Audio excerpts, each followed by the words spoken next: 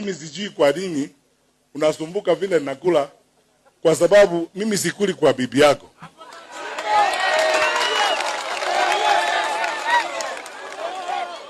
Mimi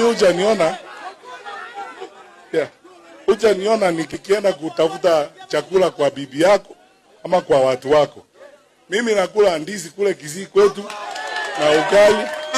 Sasa kama hiyo ndio inakusumbua, mbona mimi sijakuja kukuuliza wewe mbona umekonda? Tuna heshima kubwa kwa uongozi wa nchi, na ile standard imewekwa na wale wameenda mbele. Mzee Moi mwenyewe, Mzee Mwai Kibaki, Uhuru Kenyatta. Hiyo ndio standard tunataka kwa hiyo ofisi ya rais. Lakini sasa unataka kuibua mjadala kuhusu kukula, ili tuanze sasa Kenya kusema ni nani amekula mashamba Narok. Unataka tuzungumzie kukula kweli? Tumbo lisilo shiba inajulikana Kenya hii.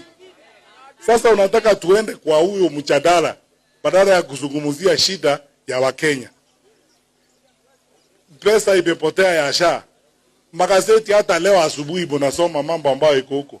Wizi na uporaji wa pesa ya serikali. Unataka tuongee tufanye mjadala kuhusu kukula kweli?